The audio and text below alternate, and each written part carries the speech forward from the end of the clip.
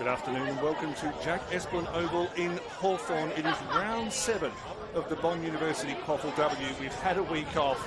I don't know how the teams have spent it, but we are about to find out. A grand final rematch is always a tantalising affair, particularly so when it's the second time they've met in the season. And the first time they met, it was decided by just 1 point. The Morningside Panthers, last year's runners-up, are at home to the two-time reigning premiers, the Southport Sharks. My name is Daniel Viles. It's a great pleasure to be with you. And with me in the commentary box is Ash Newton-Spence from AFL Queensland. Ash, we've commentated Morningside versus Southport before, and the matches tend to go all right. They do. They seem to be awesome competitions. That's not the right word. Contests. Thank you. Sorry. The traffic has already baffled me a little bit, so hopefully my words come back as we go along here. But the contests are always awesome, and I don't expect today to be any different. Both teams 4-2 this season, affected by injuries, affected by off-season personnel changes. And a bit of weather. There's that, well, mind you, that was the same last year because 2025 was probably the wettest season we've had. But yes, for those who haven't seen Southport yet this year, it's the first time we've had them on the QAFLW commentary this year. But yeah, both rucks have gone. Giselle Davis has gone to the Suns, and Taylor Gregory's out with an ACL, unfortunately, from her time at the Suns.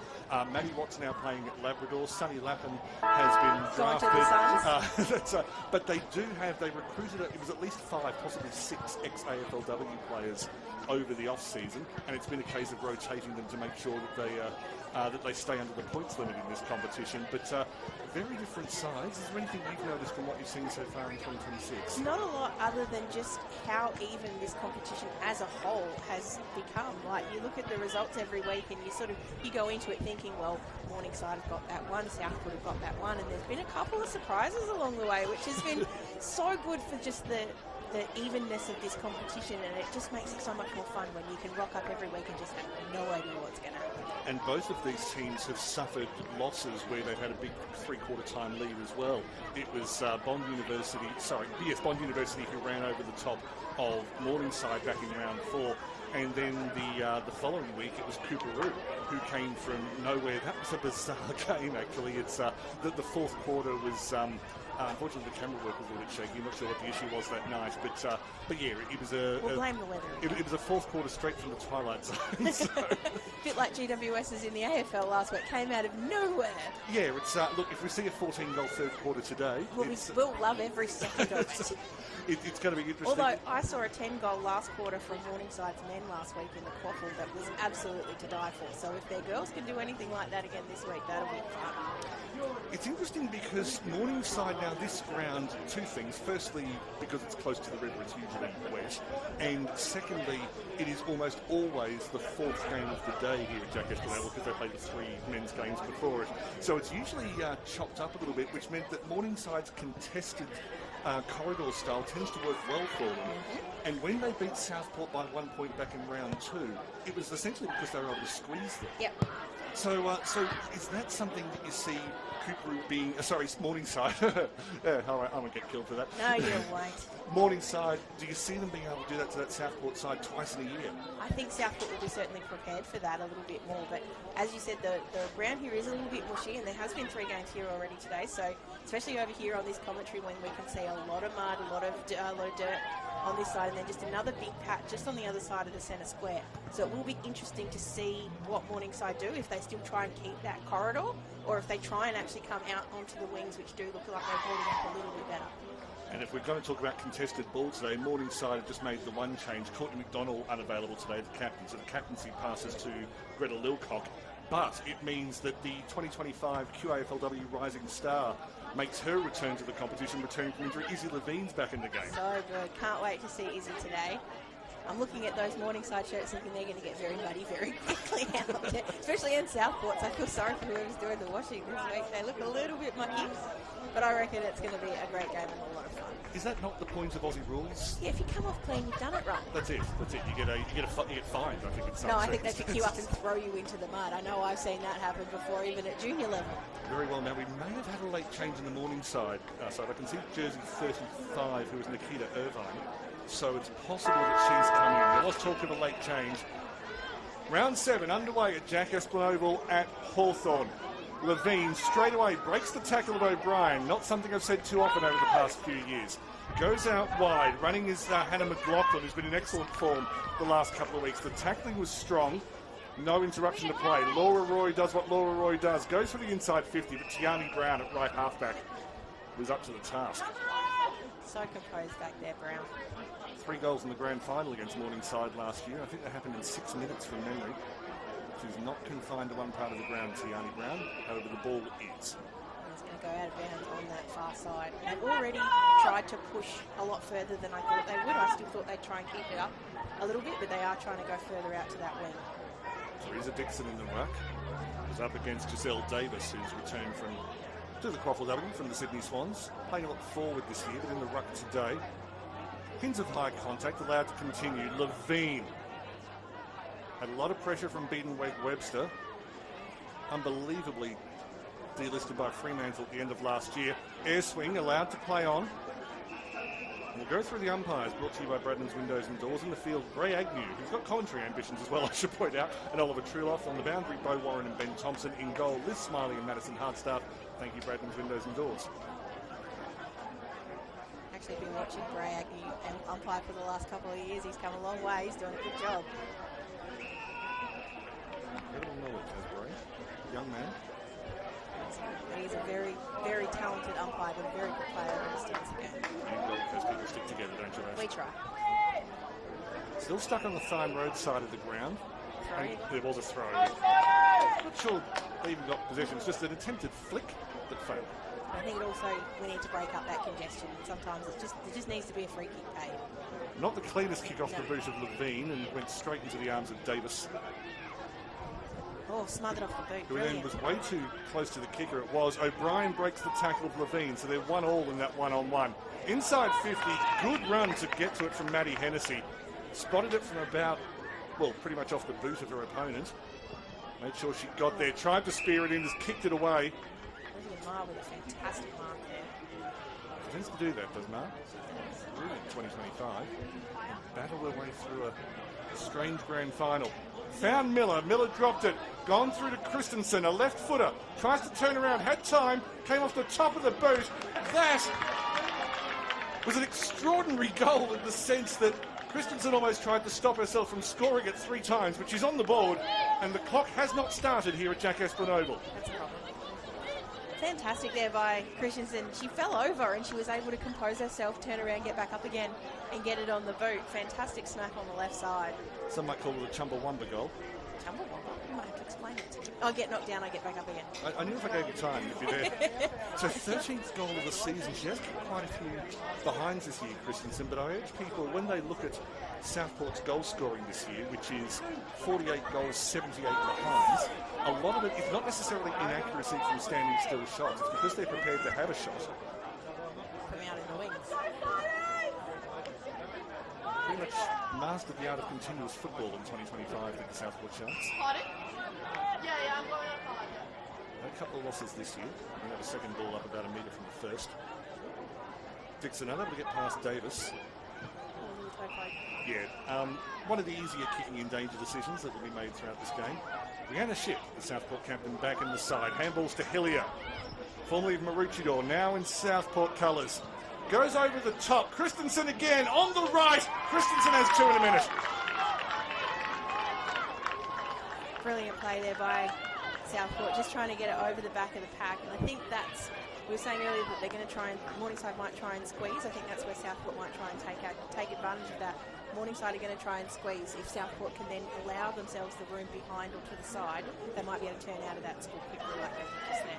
Hillier named at centre halfback and has gone straight back there, but of course when the opportunity arose, she essentially became a +1 in that she took the kick, allowed another midfielder to push forward, and then she always had a long kick, and now she's had a couple of years at both the Lions and Swans, so she's done just a little bit of gym work Just a little. at those 2 clubs. It does help when you've got gyms on site. It does, but you know, I hope her AFLW career isn't over, Kiara Hillier, but today's about the Bond University QAFLW, and it matters on its own. It's a wonderful tackle there by Olivia Marr. Didn't hurt her, but just sort of made sure she wasn't going anywhere. Letting Levine know she's around. Just knocked to the side. not really any great control. Went through Sleep, Day, Roy. Scuffed ball inside 50. It's picked up by Sienna Graham, who scored a hat-trick in the final last year. Sleep on the left foot. That's a brilliant goal from Mackenzie Sleep. Just the answer that Morningside needed there. Forward not working at all here, so we're going to have to just hope that there's not too much score, or we're going to forget what the score is. Jonathan's all over it. Okay, but we're 2 goals to 1 goal, so that makes it easy to count so far. Southport's still up by 6 points. Very pleased to be learning your 6 times tables during the week. But Mackenzie Sleep began as a defender last year. I must confess, I've had trouble finding out her background. She's not someone who played Aussie rules as a junior, as far as I can tell. Nikita Irvine in 35 does come onto the ground for Morningside, so we'll have to find out for you who the late out was.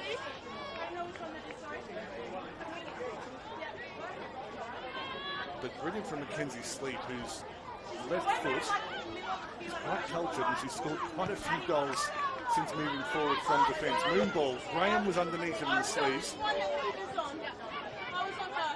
Loose control, knocked out of Hilliard's hands. Day also in the long sleeves, just trying to work through on the far side. Trapped on the 50, needs a whistle. Morningside just trying to push it forward in every opportunity. Coach Damien Richard was a line coach at the Lions, who they didn't invent the 1%er, but they certainly mastered it. First team in AFLW to just decide that any forward momentum is good. Ma broke 2 tackles, got it through to Mora, who's been brilliant in 2026. Found O'Brien. Got the shepherd from Miller. O'Brien attempts to go over the defence. Ryder was in attack. Beautiful work from Indiana Williams chasing back. Uses her speed. Handball over the top to Chu. Chu looking for Williams again. The bounce was fortunate. Williams knocks it into space. As Levine trying to do something with the ball before she was closed down by Burnham. Didn't really work. Chu tries to do a forward roll over an opponent. That worked about as well. Boundary throw in front of the clubhouse. The defensive work there from Morningside was absolutely fantastic. When that ball went over, there was an absolute panic. And how they've managed to get the ball not only back, but back here without any scoreline on the board is amazing. Well, I think the one name answer there was Indiana Williams. It was. Beautiful. Just kept working. Sorry to cut you off. Kiara Tolling was doing her own brilliant work. The handball inside from Rosie Levine. They have it a few times. Baldwin with the tackle. Not paid. Hillier picks it up. Chu trying to tackle her with 2 hands around her back. I'm not sure that's physically possible. Maddie Baldwin might be hurt from that tackle. She is down, and Maddie Baldwin's one of the toughest players in this competition. No apologies for saying that. Just went down with the tackle and just stayed down for a little bit longer than you'd expect. Trainer coming out now with her hand.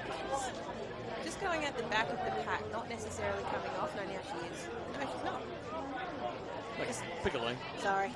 Just waiting to see what now she's going to come off, which will mean the umpire can throw this ball up because we're just waiting for her. Just making sure she's okay before we continue. Dixon versus O'Brien. O'Brien using her strength. Not that Dixon's lacking in that department. Oh, well done. Had to be brave. Had to be brave in defence. And superb work from Renee Taylor. Just over her head. Bellinger fighting with Alder. They've been doing that in this competition for several years. In fact, they would have played against each other in the grand final 6 years ago for different clubs. Scarlett Featherstone in 37 had a brilliant game in the reserve grade grand final last year. Ditched the headgear in 2026. Seems to have done her some good. I suspect that was something she was working up to. A lot of younger players will start with the headgear in seniors and then ditch it once their physical strength is up to it. Mora bending over the ball, saw it disappear through her legs like tunnel ball. The strength of these girls never ceases to amaze me. That was Hannah. That was a bit of a dump. Hannah McLaughlin wins the free kick, and you will stop being surprised by Hannah McLaughlin's strength very, very quickly. Just amazing. They run through tackles, and they get in there and they get that ball out. There's no thought of going to ground. It's get the ball and get it out. Day dropped it at centre half forward, appeared to have a hand around her neck. Ross picks it up in defence. Roy got in the way of the handball. Lily McDonald with the check side attempted clearance. Chu went over the top, got a fist to the ball, was able to regather before being bundled over the boundary line by McDonald. Just fantastic strength by all the girls here. Nothing like the physical strength of the 42 players in this match. O'Brien just knocked it away from Roy. Mora kicked it into space. Is looking for the run of Holly Wall, who's become a regular seniors player in 2026 after Clever. oscillating a bit. Yeah, Hollywell has gone up a gear this year. She has. I remember us calling her a lot last year and you saying she's a bit of a yo-yo, keeps going back to the resis. But lovely to see her get her permanency, and that's why. Ryder with a throw. The tackling was strong. Might be Taylor again.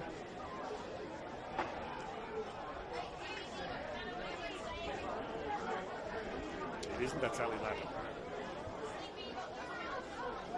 That's a good mark in traffic. Under a lot of heat too. Ava Jacobson, 17-year-old, showing that she can match it with the big girls. Found Bellinger on the left half forward flank ahead of Hunt. Really good build up here by Morningside, just trying to keep possession of it. Webster got in the way. She'll run it into out of bounds, or just out of bounds. You don't need the into it. No, I like the way that Morningside are going about this, trying to slow it down, not allowing Southport to run them. Which is how Southport often win games, is they overwhelm their opponents. They do have a 6-point lead. Day with the check side into the pocket. Being chased by Walker, won't have the legs to get there. Morningside will be loving this though, just gives them that multiple opportunities to just keep working, and they're getting closer and closer to their goal every time. Easy! Push across! Now on the Christian side, they do need to watch for the Sharks' counter-attack. Of course they will be. They've experienced it once or twice over the past year and a half in this competition. No loose ball forthcoming. Morningside maintaining the 50. Bellinger versus Davis in the ruck contest. Davis with the punch. Didn't really go to anyone. Chu was looking for it. Burnham without it. Ship. Moon ball. Big opportunity here if Levine or someone can get underneath it. Hits the deck. Ross was charging through on the outside. Knocked through underneath. Laura Roy was about to pull the trigger and Olivia Marr said, no, you don't. On the ball. Brilliant work from Marr. State Queensland teammates last year. Just didn't see the Morningside player coming there, just caused a fumble. They had the 2-on-1 as Biedenweg-Webster always had pace. Oh, that's a great kick. Just dropped on the last second. That was Ryder, it was. Playing her first seniors game of this year. Biedenweg-Webster on the follow-up. Looking might be Watts out of no Christensen. But again around the outside, Biedenweg-Webster. The kick wasn't sweet off the boot. It was taken in defence by Neva Bell. No. 50, ran off the mark. I think it might be one of those ones where the umpire blows once to say get on with it, and the player on the mark mistakes that for the I can move. Agreed. Agreed. This will help Morningside out a little bit. Not that they necessarily need the help, just gives them a bit of space, which they haven't had for the last 5 minutes or so. Everything can be very congested. Agreed, they don't mind it congested because they... Ooh. Yeah, just caught her a little bit high, I think. Maybe chop the arms. Possibly. Biedenweg just arguing the toss a little bit. Should be advised not to do that. Right into the mud too, that ball now. Might be a little bit wet. That's more effective than anything you can say. Just toss the ball back straight in the middle of the mud. Morningside finds the easy mark to Laura Roy. I will talk about the 2 red armbands on that Morningside are wearing as well. That kick wasn't really well directed. No. Davis will come through the middle. Got plenty of numbers here though. Was looking for Ryder. She used her hands. Bell. Oh, well done. Academy player Bell. Beautiful work from defence over the head of Balcom. Not a great achievement. Then pushed over by Davis without the ball. Balcom will draw the 3. It was really great work there by Lillian Ryder. She was the third, only Southport in a group of 3 Morningside players, and she managed to make work the contest. Brilliant. Another one highly regarded. Ava Jacobson getting herself in the game early. It seems to be the kick that's sort of not working for Morningside. They're trying to find the best choice to go forward, but they're just not an option. Somehow found Hennessy, even though that kick screwed off the right-hand side of her right boot. Jacobson will recover. You put that one out of the memory and you get on the things. Dixon contesting. Roy and Levine. Everyone going without it. Levine somehow got it out, but gave it straight to Featherstone. Was knocked down by Roy. Mora running over it. Good recovery from Mora. She doesn't need much time, Ella Mora. She gets a lot of disposal simply because she thinks quicker and gets her arms moving quicker than most players. It's very much like a stalemate at the moment. Not really going anywhere, and you're just waiting for one of them to get a bit of a run on. As pushing the back. No one doing so quite yet. ball will come back here. I think some of the free kicks for tackling basically comes from the respect that these sides have for each other. There's a bit of protection happening too, with a bit of the ground not being as solid as it normally would be. Oh, great kick. Mark just not quite paid. Ryder getting herself in good positions. There will be a bit of grease on the ball, courtesy of the mud. Didn't they want a free kick, Southport? No, they haven't. Oh, sorry, I misread the arm signal. It's Morningside's free kick. Centre half back. This is what Southport are doing. They're forcing them to go sideways instead of going forwards. Down the former hockey room, Taylor. Williams brushed off Featherstone. Had a bounce on a muddy field. That's confidence from Indiana Williams. That'll go straight down the throat of Hunt. It did swing, actually. A bit of outswing from Indiana Williams. Could have made Megan Shute proud. Laura Roy made the best of a bad situation. Davis knocked it backwards. Graham, Roy on the right foot. Brilliant work. Ari Walker, sorry. Stop Arahi, but I'm told it's just pronounced Ari. It was a great mark by Ari Walker. Stood under the ball, waited for it, protected the fall of the ball, made sure no one was going to come in behind her and knock it out of her hands. And read the play much earlier than her direct opponent. Sorry for coming in. No, absolutely true. Yeah, Ari Walker, yet to score a goal at this level. Yet to score a goal at this level. That ends now. Ari Walker has her first Bond University QAFLW goal, and it levels the scores for Morningside. Great kick. It was never missing. It was straight and pure off the boot. No issue there whatsoever. Well done. Now I'm very interested about these red armbands, Daniel. What I want to do is I want to wait until I can do my research at quarter time to make sure I get it absolutely right, because it is quite a serious issue and a number of clubs around Australia are doing it. So thank you for calling me on it, but I want to make sure it's too important to get wrong. That's right. I can set you up a little bit later. We can do that. That's I appreciate fine. it. No, that's... You may have been looking at the orange armbands on the wrists of the umpires that are out there. That's a new initiative by AFL Queensland this year. That means that those umpires are under the age of 18. Means that they just something to make people aware of it, just so you know when you're yelling at someone, it happens. But just be aware that umpire is under the age of 18, so maybe just pull it back. Just a little. It's an excellent initiative, because it might just create a habit where you start treating all umpires well. It would be lovely. Didn't go 15, but Ma did beautifully well. Biedenweg-Webster through the middle, puts on the sidestep, breaks the tackle, will kick from 50 to a one-on-one contest. Ryder breaks away. Mitchell back in the side. Christensen after it. Ryder putting in a second and third effort. Taylor standing guard. Morningside's done enough. But Biedenweg-Webster opening up the play for the Sharks. That's exactly what someone from one of the sides needs to do at the moment. We need to all that high. No, not Bob. Someone needs to break the lines here, because it's going to be a really competitive, really congested match if someone doesn't start doing that. See Ruby Mitchell back in the top grade for Southport. Don't know where she was in 2025. Certainly won one in the grand final for Southport. It's nice to have two to choose from, isn't it? I think a lot of Sharks fans would say pretty much that. Ma broke away. Didn't get the ball sweetly off it. O'Brien didn't need much time. Steph O'Brien just misses to the right. Gives Southport the barest lead. There's just so very little that Steph O'Brien can't do. Just one step out of the pack like that to even be able to get the purpose on the ball to get it there is wonderful. There's already a Steph O'Brien covered netball. We need to make that. She'll get something named up. In fact, given she's won it 3 times, probably the coaches in the field will maybe name with her honour at some point. Davis with the fist. That'll go out of bounds. Turning to an absolutely beautiful night here at Jack Heslin Oval. This is beautiful. Under the waxing gibbous moon. The full moon is tomorrow night. That one's apparently at 98.9%. Am I a moon nerd? You betcha. I was going to say, did you know this, or did you come pre-prepared? What's the umpire going to tell us? That's just another. That throw came off the umpire, the boundary umpire's hand at about 30 degrees. Oh, thank you. Let's have another go. Dixon starting to work out Davis's moves and even up the right contest a little bit. Beautiful from O'Brien. Flicked it out to the right. They're inside 50, but Neva Bell was underneath it. Very assured. It's a couple of really good defensive marks she's taken back there. Dangerous kick to kick it right back now to almost to the goal mouth.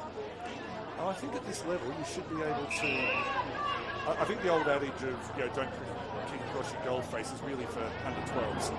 Once you reach this level, you do it. Wall got the rebound. Holly Wall over the top. Wasn't where she intended it, but the result was fine. Dodgy off the boot, but the outcome is great. Caitlin Miller. Definitely didn't look pretty off the boot there, but if it works, all's well that ends well. If you watch a Southport match, they make a lot of mistakes, but they recover from them so quickly and find ways to benefit from them. You will have heard the siren. Currently 2-1-13. Funny comment from the coaching box, I'll tell you in a second. Thank you very much. Apologies for talking over it. I'm sure it was capital humour. Caitlin Miller. Oh, great kick. Her technique is flawless, and it's a 7-point lead that the Southport Sharks take into quarter time. This is round 7 of the Bond University QAFLW at Jack Esplin Oval. Morningside 2-12, trailing Southport 3-1-19.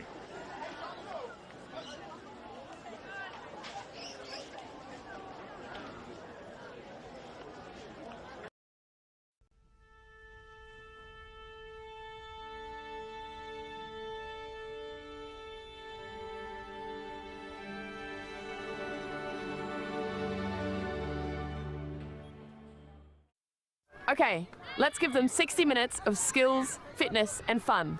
And let's not forget about connection.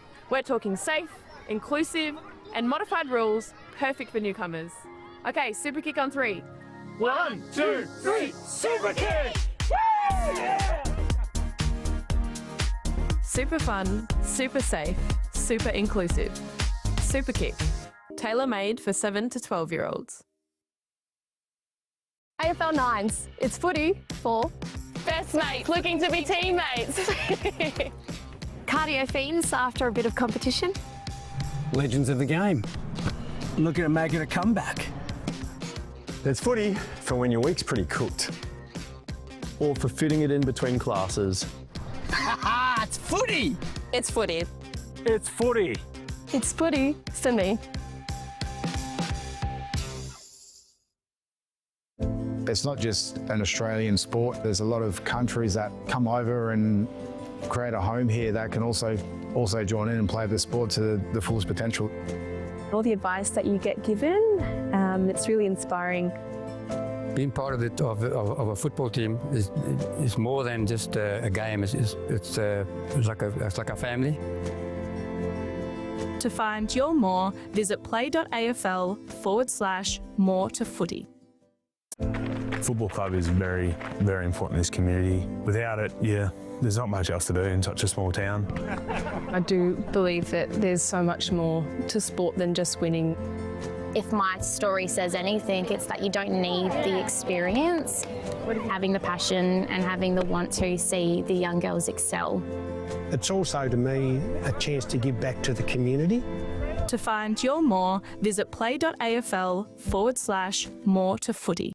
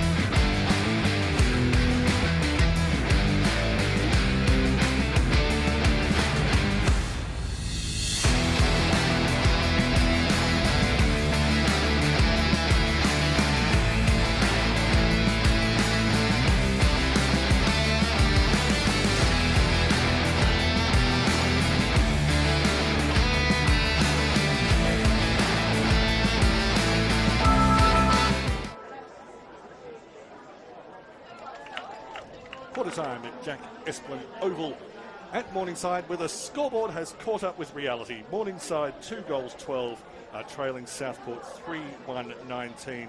The goals to Southport were scored by Taylor Christensen, who takes their total up to 14 for the year.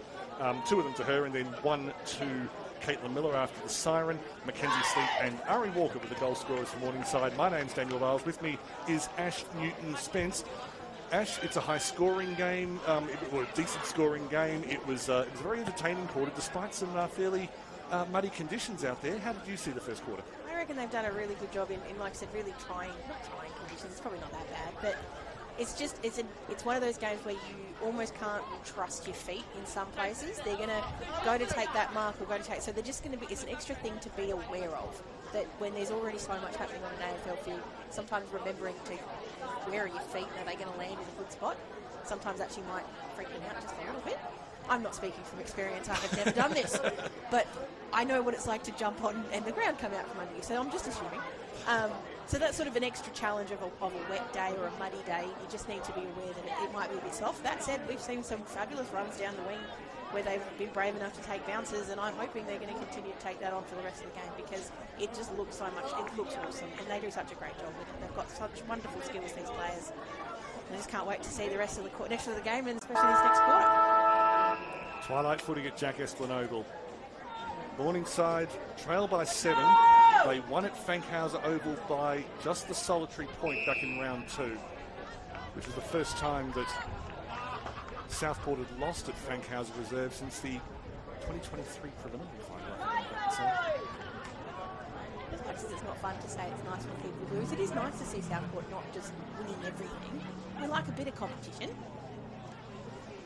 You just upset every Sharks fan. Sorry, Sharks fans. Very brutal.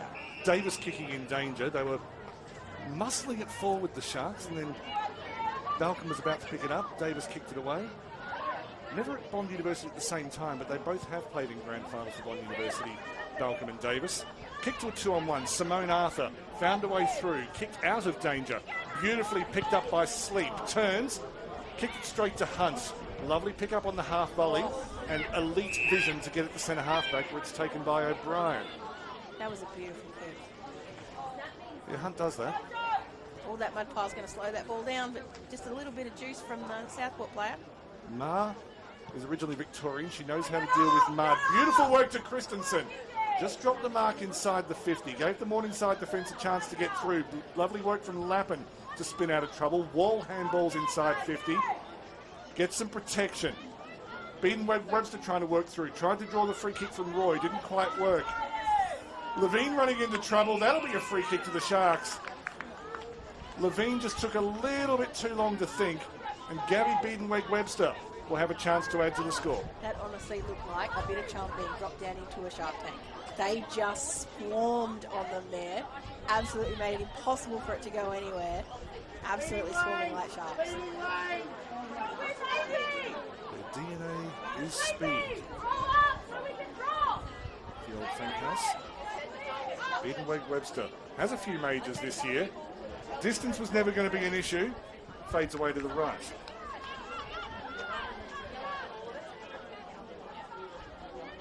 16 rounds in the Bond University QAFLW. This is 7. Bit of feeling out, and it's top 6 with a 10-team comp, so there is room for error. Morningside looking to play it out. It was attacked by Davis, couldn't quite take the mark. Towed it ahead for Wall, wasn't able to get there. Lilcock got the handball away. Lappin goes back to Davis, who won the turnover. Infield to Miller. The handball maybe not to a player in a better position. Wall has a bit of space. Wall with the shot from about 30. In the end, misses the loss. And that ball. Kane and I have been having lovely conversations during the QAFL games about the good and bad parts about our ball. He doesn't like the shape. I do.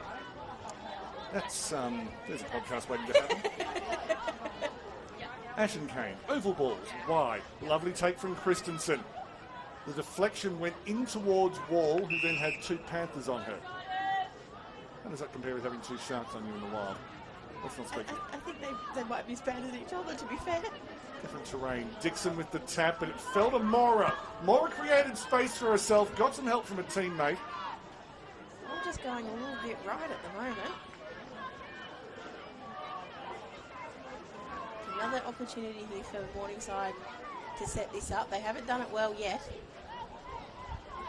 They don't seem to have any genuinely loose options. And Southport have very much clogged up where they want to go, which is going to result in another inside 50 for them. Beatenweg-Webster swept behind the pack, across to Ross, Brilliant. played the 1-2. Beatenweg-Webster from left half forward. Beatenweg-Webster! Created the goal, finished the goal. Thank you for coming to the QAFLW, Gabby Beatenweg-Webster. That was magic. Beautifully set up by Southport. They knew exactly what Morningside were going to do and they were ready. Morgan Webb-Webster, Beatenweg-Webster, I'll get it right eventually. You've done better than half the AFLW commentators, I'll tell you that now. Excellent. Did a fabulous job just to see where that was going to come off the back of that pack, read it beautifully, trusted her own abilities to get away from the contest and get the ball on the boot. Beautiful kick, straight through the middle. 28 years old now. As I say, played every game bar one for Fremantle last year and still got delisted. So they're going to have to wear that decision. And ultimately, those decisions are either justified or mocked based on what happens the following season. So the jury is out. Have to wait till they start their season in a couple of weeks and hopefully get to see it. Yeah, they've gone from the pre-season to the pre-season to the pre-season. It's a very long pre-season for the AFLW. Season's almost an anti-climax. Davis goes wide to O'Brien. Oh, I meant in terms of the length. Oh, that's better. That is the handball work we're used to seeing from the Sharks. And beautifully intercepted. I believe it's Indiana Williams. It's usually her who does that kind of damage. Indeed it is. Comes near side, looking for Sleep. Used her body well, couldn't complete the mark against Featherstone. Oh, still got it out though, brilliant. Comes up to Graham. Lovely diving handball from the ground from Levine. Morningside find a way up to 60 metres out from goal. I think it was Walker, it was. Goes out wide to Arthur, broke a tackle. Inside 50. Awkward bounce for Alder. Knocked out wide, Sleep keeps her feet. Bellinger tries to provide the Shepherd. Got it inside to Bellinger. Was shut down straight away by Hillier. Oh. Holding the ball, says the umpire. Completely true, that is what it was. But, oh, I just love the contest and I would have loved to see it. Just go to a throw-up down there. You don't want to praise Kiara Hillier for the defence? Oh, I do, but I was just enamoured by the contest as a general. Very well. Southport playing as quickly as they have for a while. They lost their mojo a little bit. I mean, they had a big win last start against Ashley. Beautifully done by Hennessy. That'll be a lasso free kick. First time we've seen a lasso today. It doesn't normally make it this deep into the second quarter. Taken quickly in field, hits the deck. Mora attacking the ball, kept her feet. O'Brien finding a way forward. Brought to ground by... It was by Graham, who provided a step ladder or a chair or a pommel horse or something of that nature. Good pick up from Mora. Handball into trouble. Graham with the tackle. Not called. Morningside wanting some favour from the umpire. Not forthcoming. Don't think anyone nominated for that particular ruck, and the umpire just watched it fall back to earth. Out to Sleep. Centres the ball, no real target, was attacked hard. Very, very hard by Walker. Finding a way to clear, do the Sharks. Cut off by Lappin. Has Chewin support on the right, maybe needed someone on the left, just so the Southport defence didn't all know which way to go. Through the hands. Dropped by Ship, one of the quickest players in the competition, and racks up the disposals as well. I like this. Oh. Umpire's called a free kick for Morningside. Must have said something. And it's going to be a shot for goal from Morningside. Interesting decision. I won't pretend to be able to hear from here. We don't have supersonic hearing. Until mother. So is that Laura Roy, isn't it? This is Laura yes, Roy. yes. Oh, back to the footy, yes. Yeah, sorry, back to the footy. Sorry, I no question of distance. Apologies. Accuracy a little bit wayward, and it goes right. Kicked the winning goal against Cooperoo in the last commentated match, where she basically just blasted it from 50. It landed about 5 metres to the right of the goal and then spun almightily.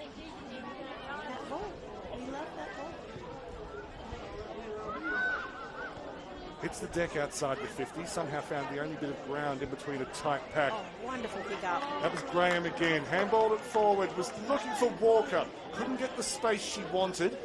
Out on the full? Yes. The intent is right from Morningside. They're just trying to get it on the boot and get it out to a bit of space. And that's what she did there. She aimed for space as opposed to kicking it back into the congestion. There just wasn't anybody there that could get to it faster. Well analysed as Ryder.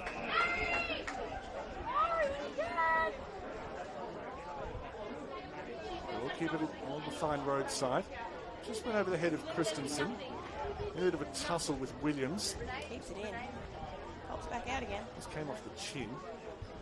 Levine with the tackle again. Got her hair stuck in the tackle as it will let go. No deliberate hair pulling, but hair caughting. Is that you asked someone's hair out on the date? No, not quite. Gotcha. Hair catching. Hair catching, perhaps. We'd like to thank Roger's Thesaurus, not a sponsor of this show, this broadcast. Going to pop out the back here. Checks. No, the boundary line's going to be in. And so Leslie free kick. That will go to Southport. Machine Chu. Dr. Chu, unable to keep it in. Scoring dried up in this quarter. It's very cheap. Now it feels like a chess game. Giselle Davis. Oh, clever. Got around Lilcock. Kicked it into the pocket. And Steph O'Brien was reading a different script on this occasion. And they're sort of, Southport are trying to do a very similar thing. They're trying to kick it to some space. There just isn't any. They're doing a really good job, Morningside, of really clogging up everywhere that Southport want to kick the ball to. And so they're having to go out wide, which is giving them these multiple opportunities.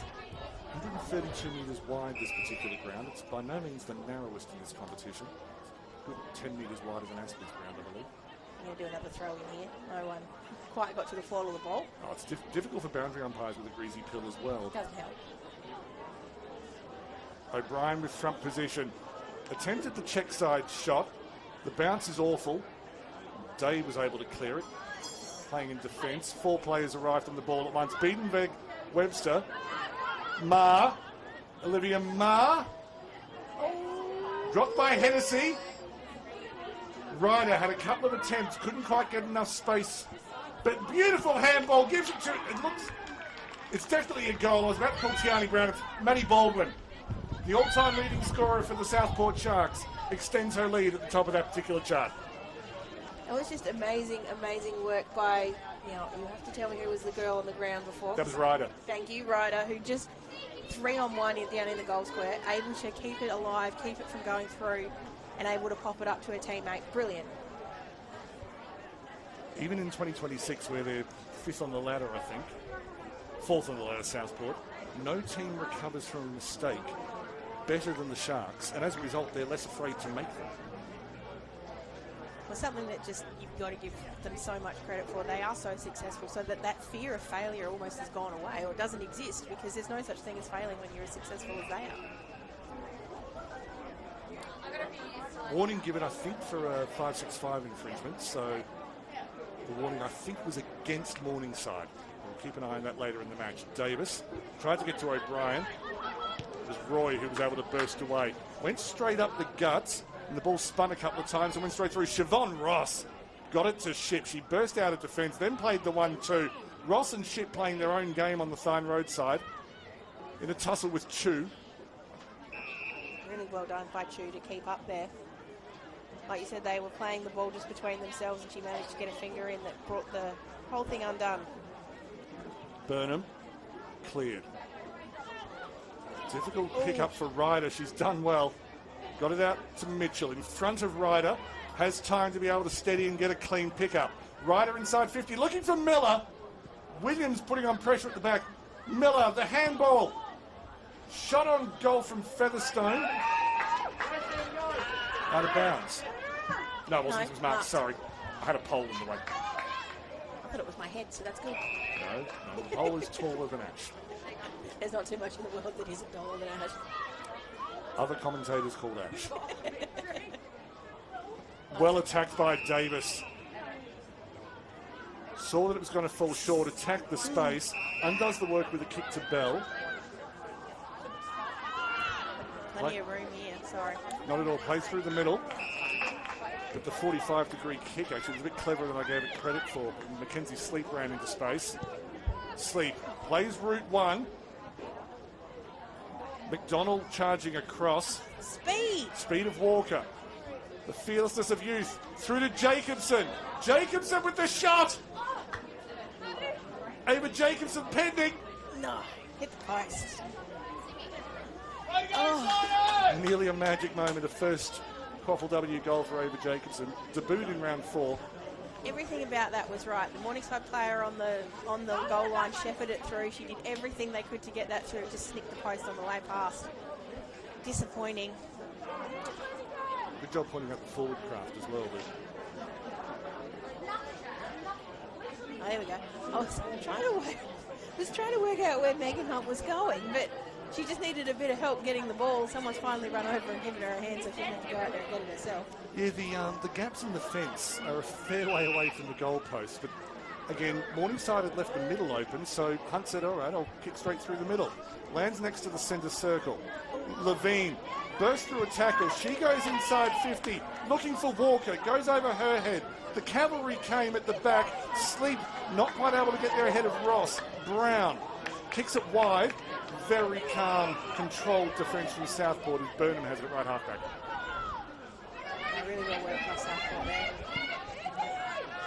Burnham goes wide. Featherstone thought she was waiting for it, and Wall said, no, it's going to land here, watch. Kicks in field. Great mark. Beautifully taken by Balcom. Good to see her back in this comp in 2026. Took 2025 off. It's done well. Oh, they're tough to be getting credit for. That was an awesome bump there. Mora, the handball through the middle, found Ship. Goes wider. Found the run of Watt, smothered. Dixon coming the other way. Found Jacobson again. Jacobson has a long boot. Hunt has good judgment. Unable to hold on. Attacked by Sleep. Hunt able to regather, get a kick away, and found Mora. Superb work from Megan Hunt to retrieve what looked like a lost situation. And Megan Hunt is absolutely spent behind the ball. As you can imagine, she has been a wall back there at the moment. She's still calling for it though. Avoiding the wall pun as Wall has it on the near side. Through the hands of Beatonwick-Webster. Look at the speed off the mark. Handballs in the space over the top of Williams. Being given a bit of help by Marr with an incredible shepherd. It's allowed. Back through to Marr. Kick is off target. I think it was a genuine shot on goal. Well done by Hennessy at the back. Handballs wide to Balcom. Given a bit of space. She was always under pressure. That'll be a Lassie free kick. The Morningside defence harried into an error. Just ducking to make sure Daniel can still see over my head. I'm 6'4", you're not. Southport keeping it wide through Wall. Went to a one-on-one. Falls to Dixon. Oh, not a good kick. That was not. I don't think it was technically a kick. St. Laura Roy just dicing with danger. Got it forward to Sleep. Good handball up to Graham. Beautiful work on the outside between Graham and Sleep. Going to a one-on-two. Beats everyone. Bellinger in space. Bellinger running away from McDonald. Looking for support. Comes from behind in the form of Day. Day brought to ground. Umpire calls play on. Southport with the turnover. Looking for Wall. Arthur went for the punch. Couldn't reach it. Dixon can. Inside. Looks for Laura Roy, who takes it at boot-waist level. Had two choices. Either keep moving quickly or settle the play down. Chose the latter. Looks to have come unstuck. Forward to Featherstone. Plays the 1-2 with Ship. Ship drops it. Morningside with a chance to recover. Dropped by Ryder. Came through to Burnham. Burnham, the left footer, goes inside 50. Taken well by Featherstone. This is where you'd expect them to stop. No, not going to. Featherstone saw a player in the form of Marr, unlucky not to hold on. Balcom put her under a good amount of pressure. Marr knocks it back to Ryder, was pulled off it by Balcom. No free kick forthcoming. McLaughlin runs through traffic. The slalom run was beautiful. Kicked it to a none-on-two. Here come the Sharks again through Alder. It's been a fantastic 5 minutes. I don't want it to end. Keep going. Just breakneck. Just taking the game on at every opportunity. We finally got a little bit of breath now. The umpire says, come on, keep going. Yeah, we've got aerobic fitness. What's wrong with the rest of you? Finds Ryder. That was a good kick from Burnham. It was a beautiful kick. It was very much one of those ones that I'm going to kick it here, somebody get there. Ryder straight through the middle. There won't be a lot of time left on the clock. Dropped by Dixon. Oh. Through from Watts. No. Got onto it so quickly, Melita Watts. And that, to me, that's a typical Southport behind in 2026, where they're taking their chances. Mm-hmm. They get a lot of behinds they miss. Forget, none of this goals divided by behinds accuracy stat. It doesn't apply here. No, love it. Scoring shots sometimes tells you just as much about the game as actual score does, and there's plenty of people who will tell you that I'd rather have 24 shots at goal and kick 20 behinds and 4 goals than only have 5 shots at goal. We'll get them in singles. Lappin with a good mark and a good clearance. Was looking for Chu. Play breaks down. As you said, shouldn't be too much more time left on the clock here. 2 goals in this quarter, both to Southport. Probably didn't have the territory early, but they certainly have the longer this quarter's gone on. Lovely work running back from Lappin. And attacked hard by, I think, Mitchell, who was going for the Lionel Messi play, just tipping it inside. Pep Guardiola would have been proud. Lappin with a chance to recover, does so. And then well taken in traffic by Laura Roy. Gets her skates on, was able to get the kick away under pressure, landed in mud. Benefited Southport, and then Sienna Graham attacked it. Couldn't link up with Katie Day on the inside. So another throw up. Call it a ball up, it's less funny than 12-year-olds. Sorry, ball up. Apologies. And that applies to girls as well, I've learned. I thought it was a boy thing, but no, girls. No, girls think it's funny too. Girls laugh at 12, yes. Anything else I can mansplain to you about what girls laugh at? No, you've just done a very good job of explaining, yeah. mansplaining what girls laugh at, so you're fine. What a terrible way to end the half. But it was Southport's quarter, 5-4-34. Goals in that quarter to Gary Beaton-Webster and to Maddie Baldwin. Morningside just the 2 behinds. They're 2-2-14. It's Southport by 20. It's half-time at Jack Esplin Oval, round 7 of the Bond University QAFLW.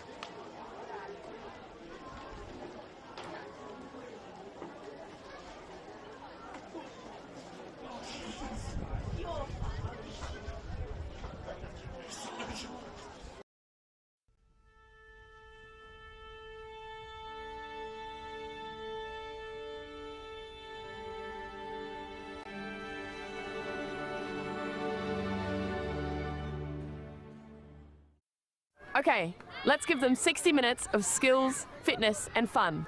And let's not forget about connection. We're talking safe, inclusive and modified rules, perfect for newcomers. Okay, super kick on 3. 1, 2, 3, super kick! Yeah! Super fun, super safe, super inclusive.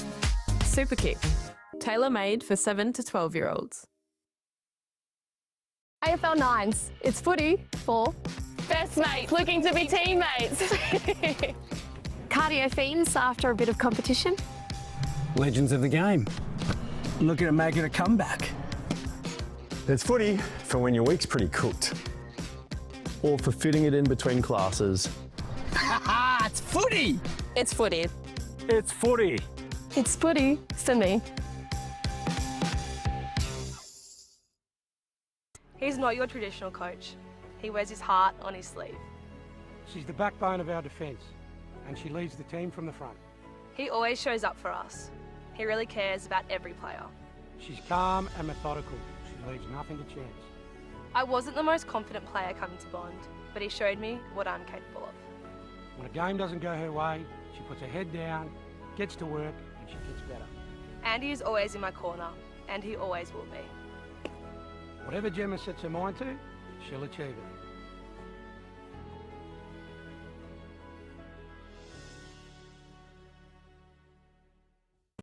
It's not just an Australian sport. There's a lot of countries that come over and create a home here that can also join in and play the sport to the fullest potential. All the advice that you get given, it's really inspiring. Being part of a football team is more than just a game. It's like a family. To find your more, visit play.afl/more to footy. Football club is very, very important in this community. Without it, there's not much else to do in such a small town. I do believe that there's so much more to sport than just winning. If my story says anything, it's that you don't need the experience, having the passion and having the want to see the young girls excel. It's also, to me, a chance to give back to the community. To find your more, visit play.afl/more to footy.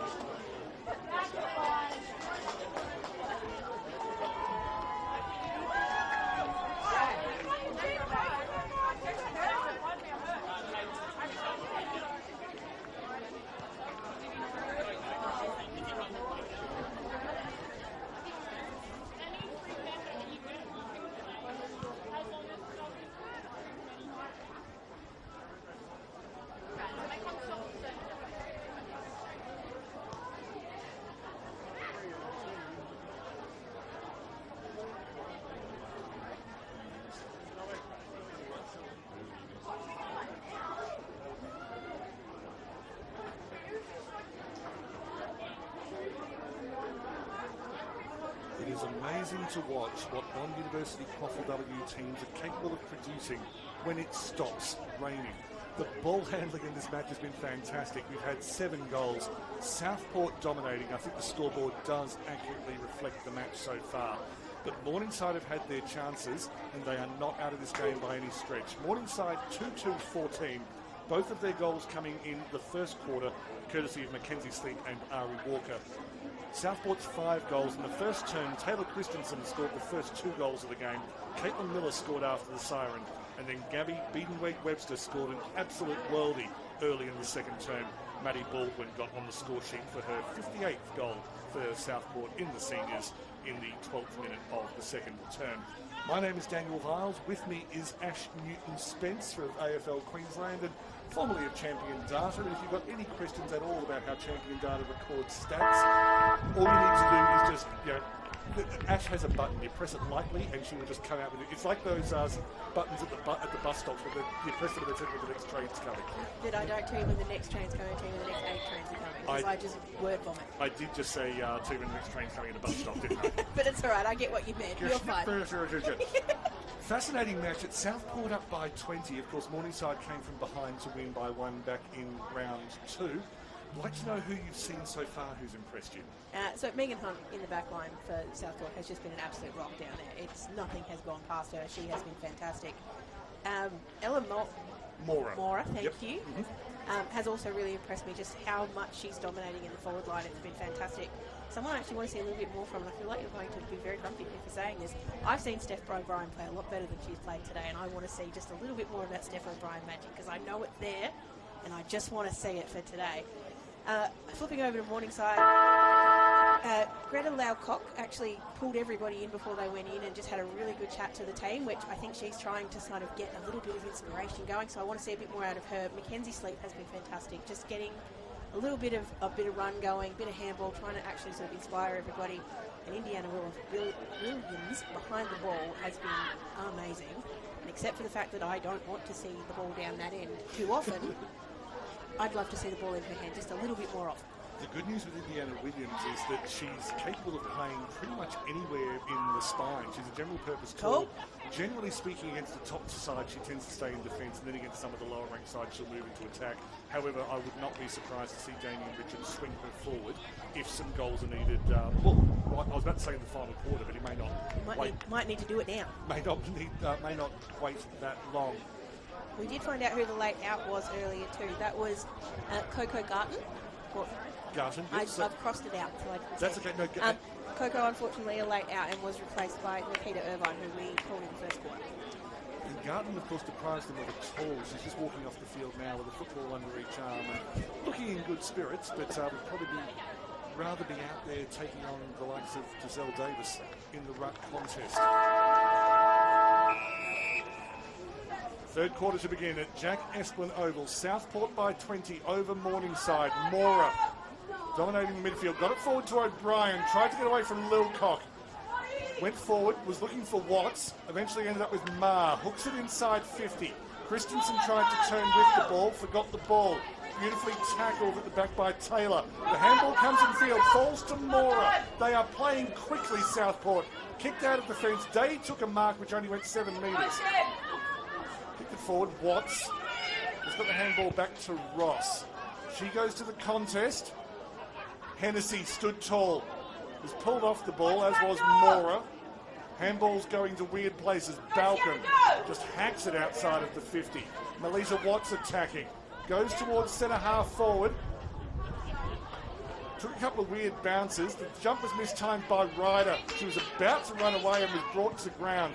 Cleared by Lappin. Only Watts went for it. Fell to Day. Day will clear. The play has not stopped for the first minute. Which is a problem because Morningside has someone down behind the play and she can't move at the moment. No, it's all right. I think it's Renee Taylor. I think he's down there. Gotcha. So the former hockey rule, I just say that to mention how athletic and brilliant she is. Beautifully picked up by Walker. Handball inside, looking for Levine. Didn't quite reach her. The tackling was strong. That was by Hillier. I love that Hillier tried really hard there not to hit anybody in the head as she climbed over the back. It looks like an ankle down the back here for Renee Taylor. Just hobbling off. Well, she's literally hopping. Hopping off, yes. She's done very well to hop that far. Olympic sport, Taylor will be representing Australia in Los Angeles. Laura Roy inside 50. It was beautifully cleared by Morningside. Went over the top of Sleep, one-on-one against Brown. Was joined by McLaughlin. Ship came over the back. McLaughlin got an awful bounce, trying to get away from Brown. Brown and Ship combining. Sleep getting in the way. Brown again couldn't get fist to ball, hit the deck. Sleep likewise couldn't get foot to ball. Alder brought up a 100th game earlier this season. McDonald over the back isn't going to find the boundary line.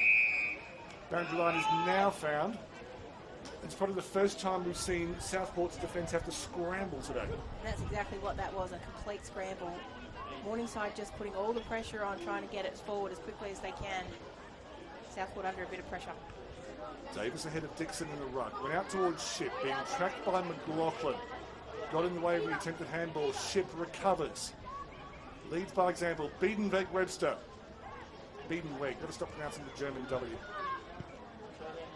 Inside 50. Ross looks to be underneath it. Brilliant from Ross.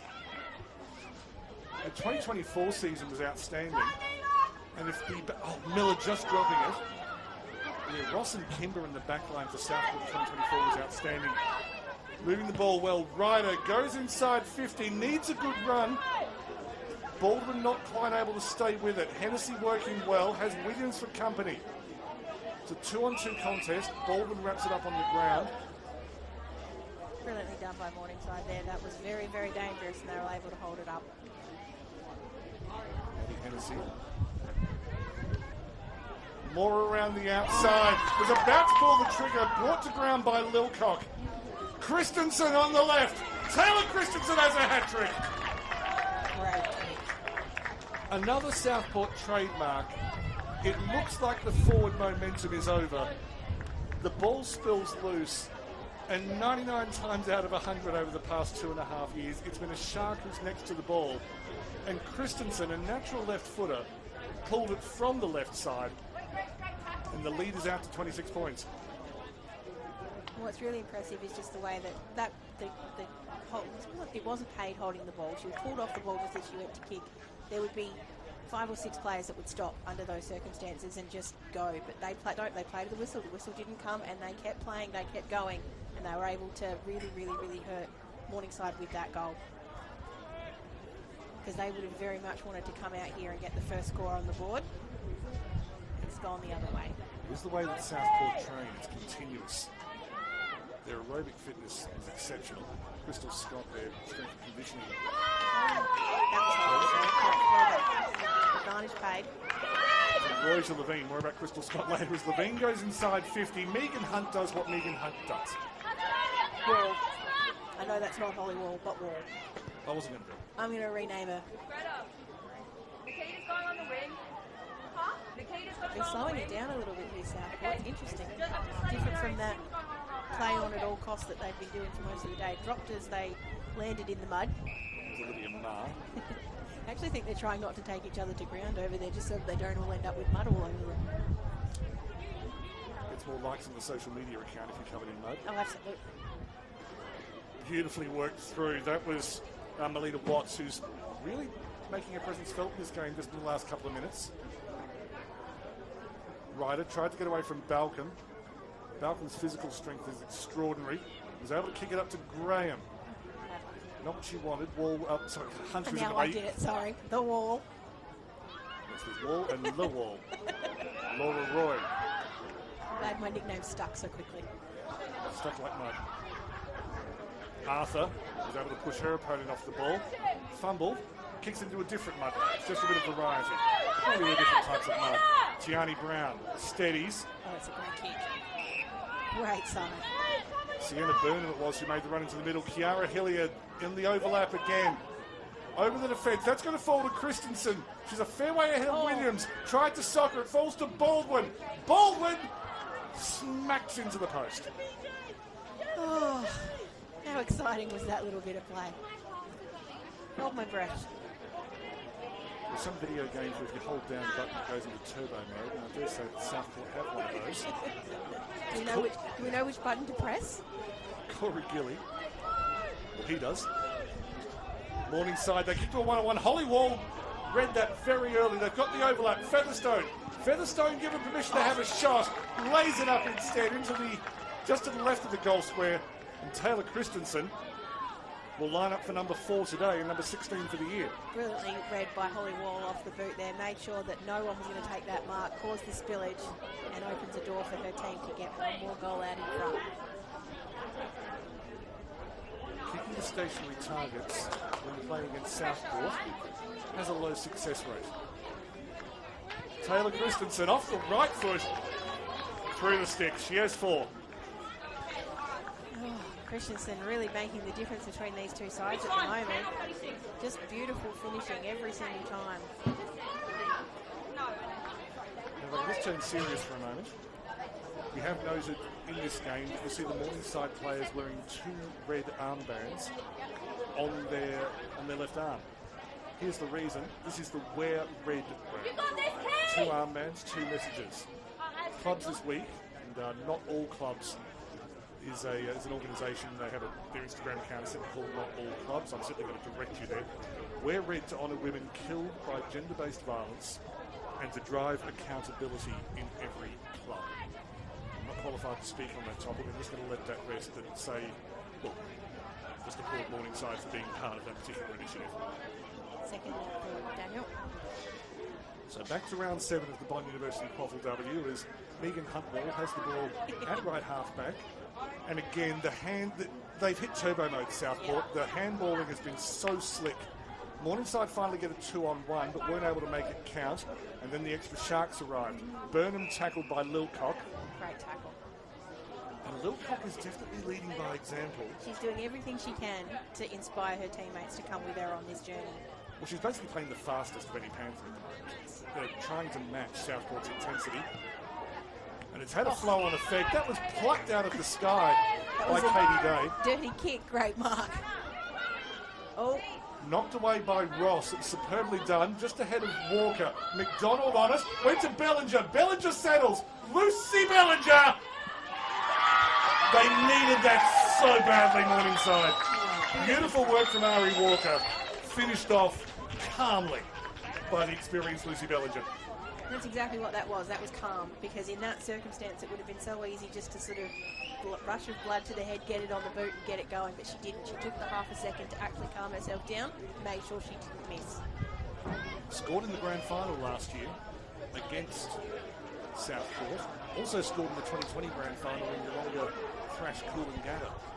That was her first year. She'd come up to play for Brisbane Lions and was playing with Yeronga, with whom she played until 2024, moved to Morningside last year.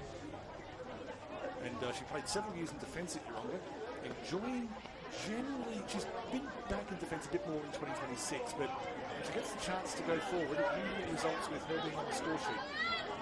Ship through the middle. Away from Ryder, being tracked by Lappin. Beautiful work from Ryder. Found O'Brien. O'Brien, not the cleanest kick. Fell in front of Miller. The handball on the outside fell to Mitchell. Ruby Mitchell misses to the right. So close to that quick flag. They do that. Even round 1, they played Broadbeach at Broadbeach. Ended up winning, it was 99 points to 1. I was going to say, that's not a very nice welcome to the competition for poor old Broadbeach. Look, it wasn't. But first of all, I think it was... now we've got a 50-metre penalty to Morningside. I did miss the reason, so I was in anecdote mode. Sorry about that. No, that's... I asked. But on that occasion, when unfortunately it was a player for Morningside, for Broadbeach, who missed an easy set shot, kicked it behind, and Southport pounced, and they scored up the other end of the field in about 30 seconds. Rihanna Ship. They've conceded a goal in this quarter, but they've scored 2. And Southport is the kind of team where they'd rather score 6 and concede 1 than score 5 and concede none. Ryder, been very involved today. First game in seniors this year, and she's made it count. O'Brien hits the deck. Spectacular from Rasheen Chu over the back. And O'Brien's hurt, and Chu was checking on her. I think Chu just fell backwards over O'Brien, noticed immediately. Looks like she's holding her thumb, maybe her hand. Chu is a medico, so knew what to look for. Yeah, holding it behind her back, just trying to shake off that bit of a sting. I think it might be wrist, just the way she's holding it. Anyway, continue with the game. Hopefully O'Brien's okay. Wall went through the middle, the actual wall. Landed in a gap. Knocked forward behind. It was Miller. Brought to ground by Balcom. Just a ball up. Balcom tackling strong today. Medicos did go out to O'Brien. She's shooting them away. So I think she's okay. Would have been the most polite dismissal ever given, if I'm honest, O'Brien.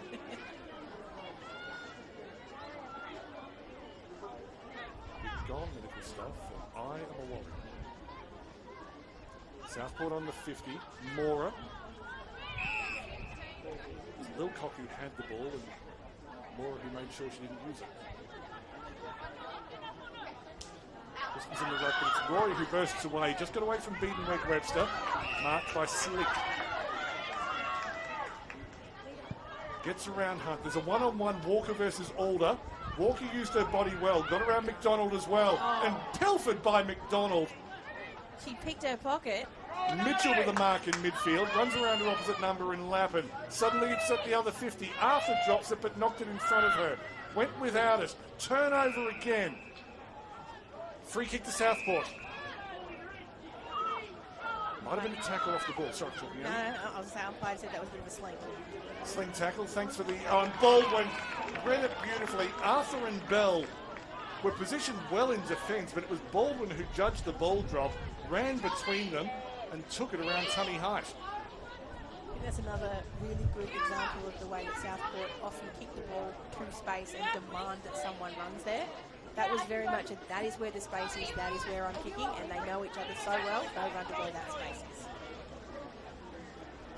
Maddie Baldwin, sharpshooter. Not her sharpest shot. Deserved better than that one. Sorry, that makes no sense. We'll edit that out. I'm fishing. Oy. Just the 4 goals this year, but I don't think she can play the entire year in the forward line, which she begins as a defender. And got dropped to reserve grade, scored a bag there. Came back to seniors and started doing the same thing. The clear-outs from Morningside have not been good tonight, it must be said. Burnham. Jacobson was onto her in a flash. Sorry. No, and what's unfortunate about the fact that the clear-outs have not been good is that Southport are giving them constant chances to get better at it. And if they were actually getting better at it, perhaps there would be a little bit more score on the board for Morningside. Day was able to clear, nominally a forward, but knows how to play on the ball. Didn't get the bounce she wanted, and Bellinger watched it over the paint for the Lasso free kick against her.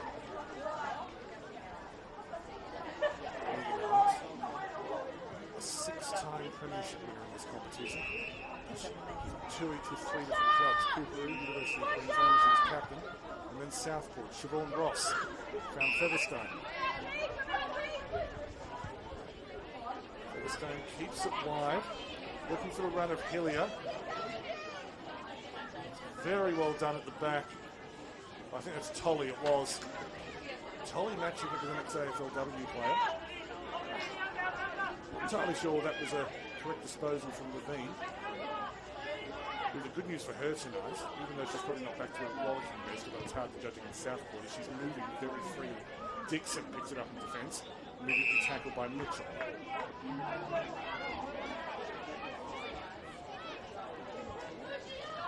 Mitchell, part of the Tasmanian contingent on this side.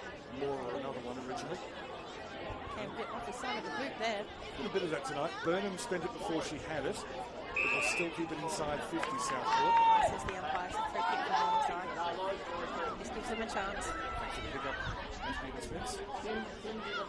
Umpire Bodine is attacked by Ma. Plays on because she had momentum. Kept it wide, not quite where she wanted it. Beautifully picked up by Baldwin. Across everyone, being chased by Christensen.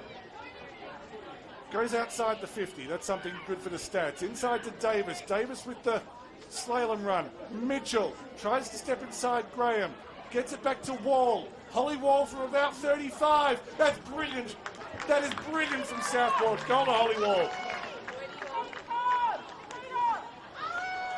The Southport ball movement is back. You just can't help but sit here and smile at how brilliantly they are moving the ball. It's just nothing that Morningside throw at them at this point seems to be making any difference to what they're trying to do. It's just, this is the way that we play, this is what we're going to do. Come at us if you can. And unfortunately right now Morningside don't have a shot to fire. The evolution of the Southport playing style in 2024, they were the fittest and fastest team in the comp. And what they would often do was just get the forward momentum, it would either be Zarafa or O'Brien, just pointing it down the middle, and then just putting immense pressure on it, waiting until they crack. Last year, that was augmented by the brilliant handballing and ball movement. They still applied that pressure. Another 5-6-5 against Morningside, so the free kick has now gone to Southport, the former Giselle Davis. This year they've had to restart a little with different personnel, but you can see the forward pressure has maintained, and it's taken them a few rounds to get the ball movement to something back at 2025 levels. My word, the signs are good tonight. Actually kind of scary how good it is tonight, because, you know, I don't know, the Sharks fans are going to hate me again, but do we want to see 3 in a row? Featherstone! Scarlett Featherstone! Burnham with the assist, knocked the ball wide, and it was Featherstone who ran onto it. That is the 9th for Southport tonight, and the 4th of this quarter. And if they keep kicking like that, let's just give them the 3rd one. That's amazing.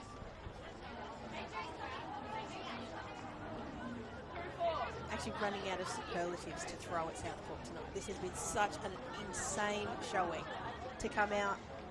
And as you said, they only Morningside beat them last time by a point. They've certainly got something to prove. But they've done that and something more. Do you think they might have been stunned by that? I think they might have just a little bit.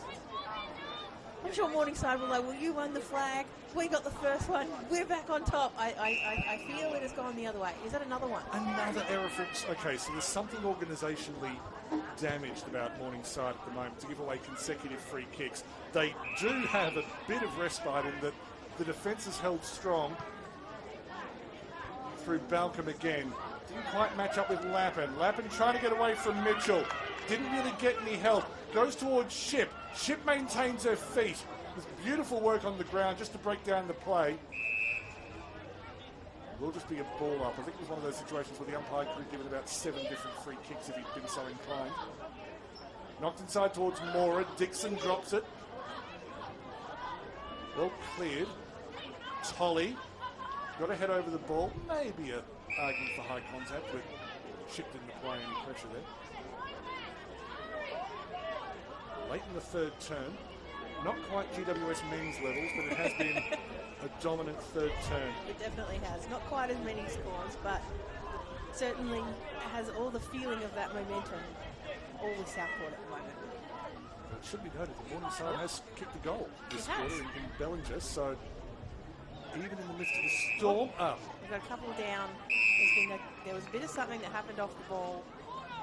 Thank you for that. I was following the ball, and the ball was kicked through the goal, but it was a good couple of seconds after the whistle had blown. So the Morningside player went down first, and whether or not she wasn't particularly happy with the treatment, and something's come back. The Southport player, I believe, now is down on the ground. Not quite sure. It might have just tripped over her legs. I wasn't watching that closely. Just saw the 2 of them fall down. It's Ma.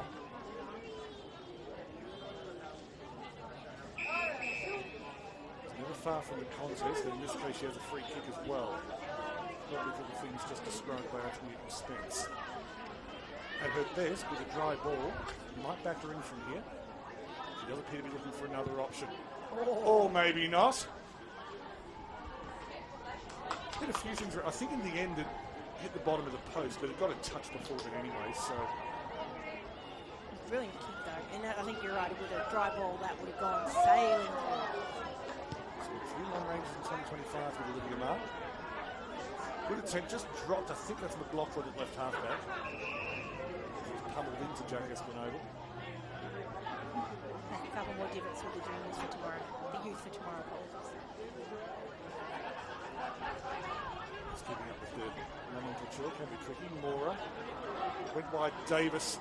She moves well. She's easily a lot more agile than she was free kick to Morningside, but Davis's agility has noticeably improved after her time in the AFLW, and I don't mean to imply that she was unagile before. Kick just unfortunately goes straight to the opposition. Something that we've noted that Morningside struggled with a little bit coming out of defence. Levine. Ma with the turnover. Didn't get all of the kick. Fell into a gap. Who's first to the ball? This time it is a Panther in the form of Hennessy. Kicked away to Ma. Ma got into the brute straight away. Featherstone will bundle it through. Really brave by the whole pack that just all sort of ran together where that ball bounced. Great by Southport to keep the play going, and as we've noted, something that they're very good at doing. Just pure bravery by all the players to just keep running as the ball came in and no concern for their own safety whatsoever. I think you're right when you say that the kicking efficiency from Morningside has been down today, but I think that particular kick also came from fatigue and pressure, which of course are related elements. Absolutely, and it also comes with a very, very big quarter here. This kind of display is certainly something that's not going to fill you with a lot of confidence, and that confidence that you came into the game starting with is suddenly starting to go away, and that pressure that you're even putting on yourself is going to hurt you along the way as well. So I'm watching very carefully here to see how Morningside set up. Make sure they don't have another free kick. They don't need to give Southport any more help. That has been an important subtext in this third term. Levine went wide.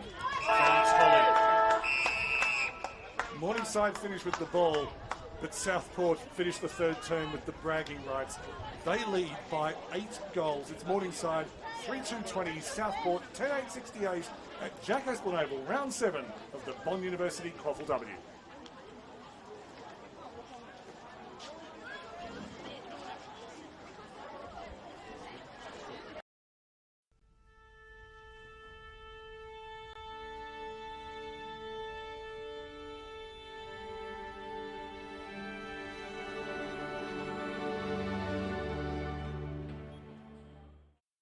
Okay, let's give them 60 minutes of skills, fitness and fun. And let's not forget about connection. We're talking safe, inclusive and modified rules, perfect for newcomers. Okay, super kick on 3. 1, 2, 3, super kick! Woo! Yeah! Super fun, super safe, super inclusive. Super kick, tailor-made for 7 to 12-year-olds. AFL 9s, it's footy for Best mates looking to be teammates. cardio fiends after a bit of competition. Legends of the game. Looking at making a comeback. It's footy for when your week's pretty cooked. Or for fitting it in between classes. Ha! It's footy! It's footy. It's footy. It's footy for me. It's not just an Australian sport. There's a lot of countries that come over and create a home here that can also join in and play the sport to the fullest potential. All the advice that you get given, it's really inspiring. Being part of a football team is more than just a game. It's like a family. To find your more, visit play.afl/more to footy. Football club is very, very important in this community. Without it, there's not much else to do in such a small town. I do believe that there's so much more to sport than just winning. If my story says anything, it's that you don't need the experience, having the passion and having the want to see the young girls excel. It's also, to me, a chance to give back to the community. To find your more, visit play.afl/more to footy.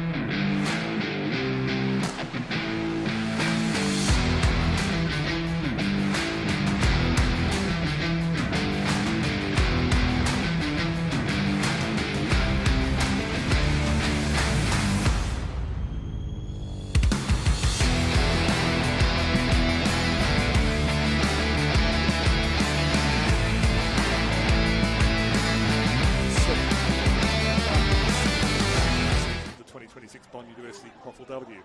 But in big games, champion teams often decide that the third quarter is where they're going to make their move. In that quarter, the score was Southport 5 goals 4 to Morningside 1 goal. The goals in that quarter, Taylor Christensen scored the first 2 to take a total to 4 for the match, and then Holly Wall scored in the 17th minute, and Scarlett Featherstone scored in the 19th and 23rd. In amongst all of that, Lucy Bellinger was able to pull one back for the... sorry, I'm just distracted because there's a Morningside player hobbling off the ground who's clearly out for the day.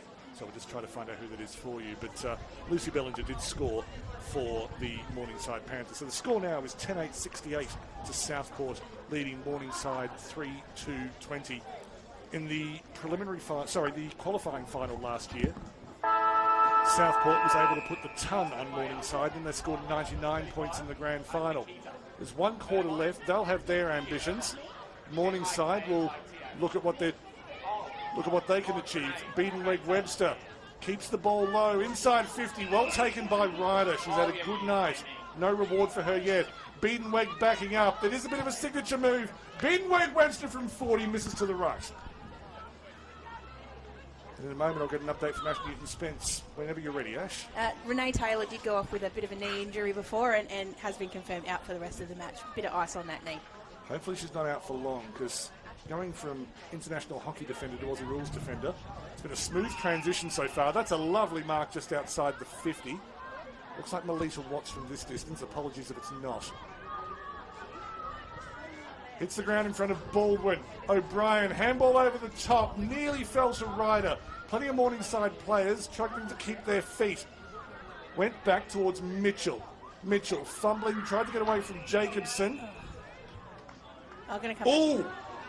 Okay. Olivia Marr and Laura Roy. Now, they know each other from Queensland last year. And that might have been a bit of the offshoots from the little fracas that happened down here at the end of the third. So free kick to Southport. The set shot will fall short. Mark not quite taken in defence, but wrapped up by Ryder. Ryder has her reward. Brilliant play by Ryder there. Read that right off the pack. Did not hesitate. Straight on the boot and straight through the goals. Oh, Southport, they just take my breath away. Is that a tourism slogan for the area? No, that's we're not going. No, it's a little bit of a little bit of a trap. Let's move on. Let's keep going. No, Ryder's link play throughout the match. Yes, deserved that. Absolutely. She's been absolutely one of the best out there this afternoon, and to finally get reward with her name on the score sheet, that's a good day's work. As I say, first senior game this year, which I think says as much about just how much talent Southport has at its disposal. And actually kind of scary, considering if that's been sitting in the reserves, how much they've still got to come.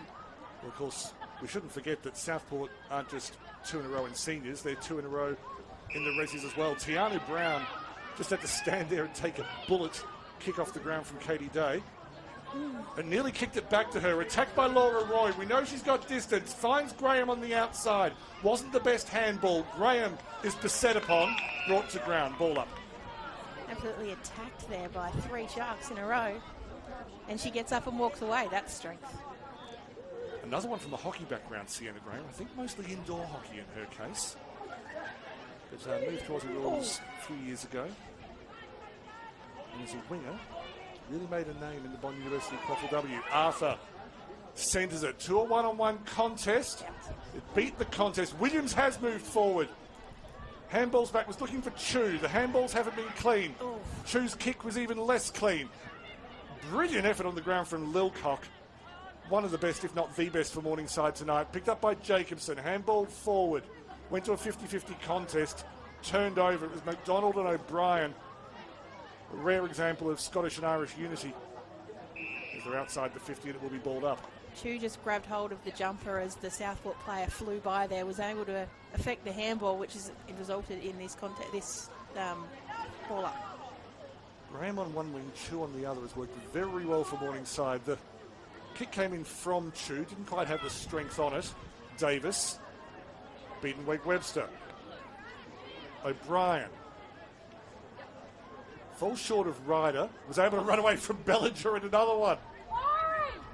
Chip inside to Mitchell, lands in the mud. Mitchell recovered well. Ryder again inside 50, looking for Featherstone. Oh, nearly. The defence was strong. That was Ali Lappin. Superb work from Lappin to intercept. Oh, Got it to Dixon outside 50. Sorry. Whew. The answer to what about Dixon is yeah, mate. Uh-oh. Copped a stray arm as she was, as in nothing. No, I think it might be a bit of cramp. Just the way she went down and the way the girls are sort of just helping her, I think there just might be a bit of cramp there. Good call. It is, by Brisbane standards, a coolish night. Currently 17.8 degrees, which for our Victorian viewers is what we call freezing. I have got a jumper on. I had to put it on at 3/4 time. It did get chilly. I've got one inside. Maroochydore coach Steve Moody is the barometer for me. He has to be literally below zero before he'll wear shorts. He's like, before he'll not wear shorts. Not wear shorts. Alistair Clarkson, I think, did at Canberra once. Yes, but he went without a shirt. Moving on. Moving on. Back to the game at hand. Now over on the far wing with another ball up. The Elms of Thine Road. They're probably not elms, but it sounds poetic. Holding the jumper off the ball, so it will be Morningside's free kick, but they'll have to come back. No, Southport's free kick. That's what I meant, yes. Good save, Danny. O'Brien. That long kick. Ali Lappin, well positioned. Been very good in defence, Ali Lappin. Taking that spot of Williamson when now she's gone forward. A very good game in the win over Cooperoo a couple of weeks ago, did Ali Lappin. As did Kiara Tolley, the younger players in the Morningside side is Hunt. Oh, great tackle. At the other end of the experience scale, shows what she can do. That's fantastic by Tolley. As you said, one of the youngest players out there, and to take on a seasoned veteran like Megan Hunt and be able to pull her to ground, brilliant. Roy, time to run beautifully and then time to tackle, just wasn't able to take the ball with her. Levine with the wrestle. In the Morningside midfield, this is about as much energy we've seen from them in a while. You can tell coach has done made a few changes at 3/4 time trying to get a different result, and so far it's working. It's a long season. They won't play Southport again before the finals, and I think it's a fairly, not certain, but fairly short odds that both of these sides will make the finals. Day with the quick kick, wasn't able to find a teammate, only found McDonald, tackled by Williams. Morningside just moving it forward slowly here. Need to take advantage now. When wasn't built in the day. Slow's fine. O'Brien couldn't get full purpose on the kick. Beautiful stepping from Jacobson. Just got the fist to ball. Mitchell with strength. Beat one tackle. Turned it over to Dixon. Ma again. The number of times when Ma... Don't know what Ma's tackle count will be for this game, but the number of desperate tackles will be off the chart. You wouldn't want to be the tackle bag at Southport training with Mara around. I reckon it comes out every afternoon feeling a bit unstuffed. They get danger loading, I think. Where someone can write a poem from the perspective of the Southport tackle bag. Oh, Wall with yeah, caught high. Yeah, nothing deliberate, but definitely Wall's free kick. Arthur is not arguing. And even though the 4 points is probably beyond doubt, you can feel the intensity just go up a notch. Ma, didn't take it herself, got it to Burnham. Got the handball away to Baldwin. Strong tackling from Arthur. Just took half a second too long, Ma. And you can hear it. I'm hoping you can hear this through the mic, just how excited the Morningside bench are down below us. They're definitely trying to get something out of this last quarter. That was touched in flight, I feel. Arthur just getting a little too close, and Ma using the space well. Good run from Christensen. That's, I think, a kick out on the full, or a lasso. There's going to be a little discussion, I reckon. Yeah, because I don't think the boundary umpire could see that it came flush off a boot. No. They're going to be throwing because they're not sure. That's the best way to do it. If you're not 100% sure, just throw it in. If I'm right, and I'm not at all sure about that, that would be the first time that the least aerobically fit person at Jack Esplin Oval right now flipped a correct decision. I'm not even sure. Play very lateral at the moment. Simply come in along the same line as the boundary throw-in and yielded not much.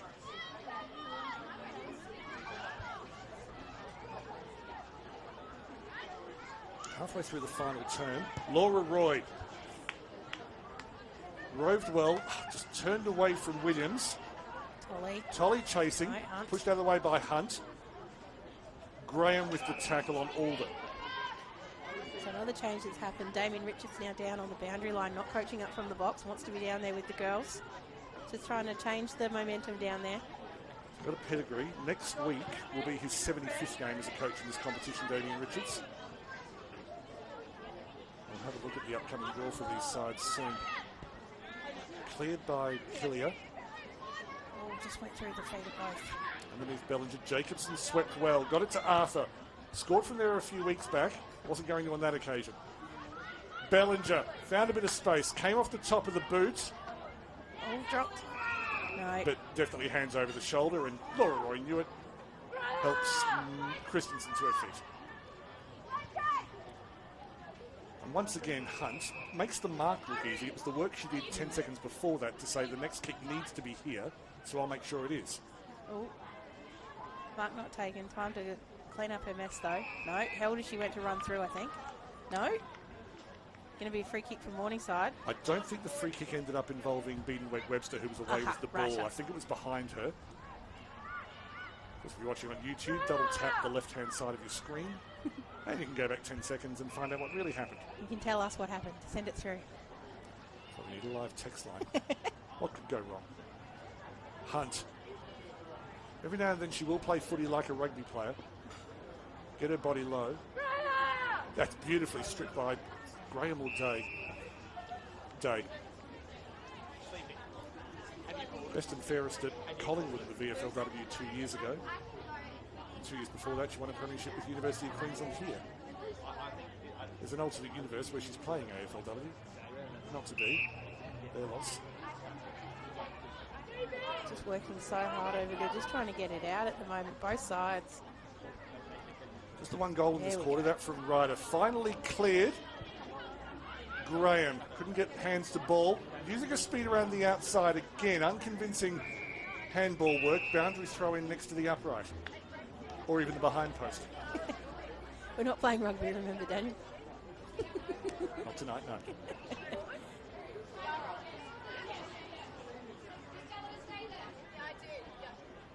Morningside wanting a bit more reward from this match. Deserve a little bit more reward from this match, to be fair. They have been very good in defence, especially in this quarter. Day was trying to get the ball left to Tolley. Couldn't quite work. Williams on the ground. Falls to Tolley now. Realised she didn't have the shot. Went all the way back to Levine. Lilcock couldn't get purchased. Levine again. They were trying to link up with McLaughlin. Day has it. Tolley again. Tolley getting her steps up, her disposals up. I don't think she was playing in the forward half in the first three quarters. No. I think that's a change, and it's one that's actually working. She feels dangerous around the ball. Another young talent time. Roy couldn't quite get the clean handball Tolley away. with the Wall tackle. brought to ground. That could be holding because she did have. Maybe she didn't take full control of the ball while she was trying to run away with it. Beaton-Webster on the ball. She's been my best on ground. I'll explain why soon. Moore has been the one winning the ball out of the middle, but the number of times that Beaton-Webster has been able to just slice through the Morningside defence and recollect the ball on the wraparound. Goes across the face of goal. Oh, good shepherd. Chased hard. Just hit the face of McLaughlin. Tapped it out in front. Scored a brilliant goal from that position on the other side a few weeks ago. Hunt tried to bundle it through. There's a mess down by the goalpost. I love the positioning of the goal umpire. Absolutely making sure they can see where that ball is. Brilliantly done by our team in green. We've got about 12 brilliant photographers working on this competition. More on them in a moment. McLaughlin unable to get her hands to the ball at the crucial moment.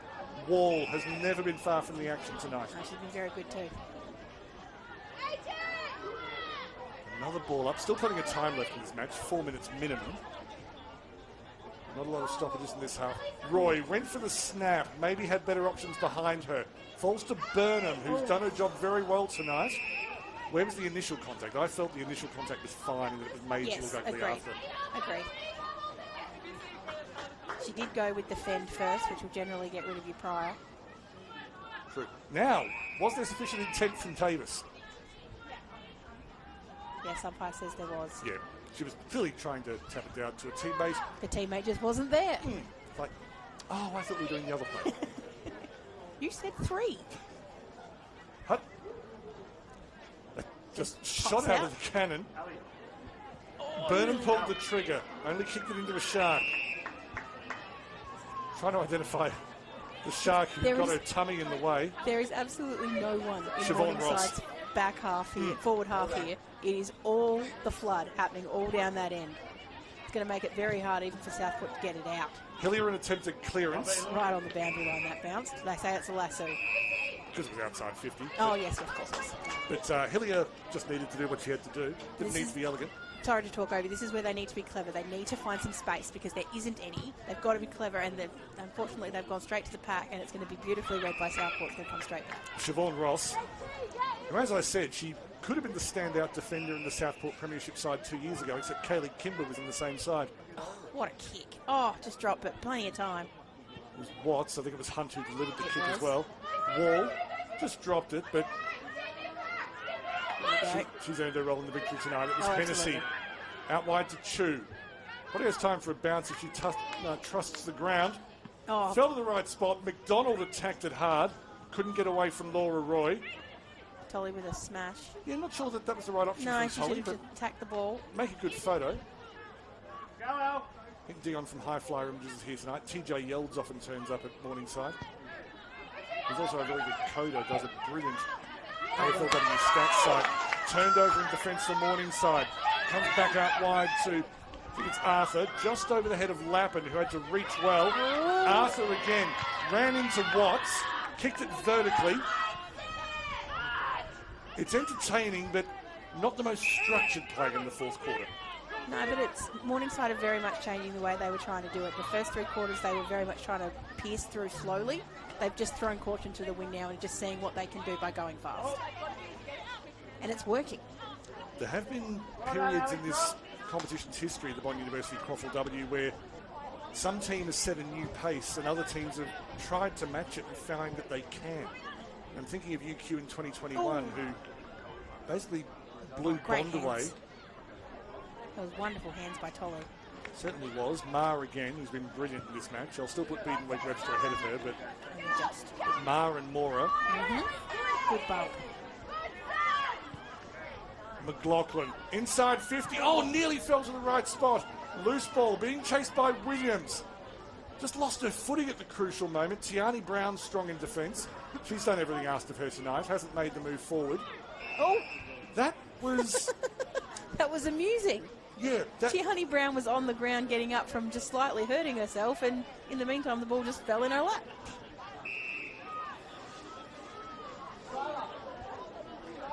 Oh, because I thought they were trying to give it back to Hunt.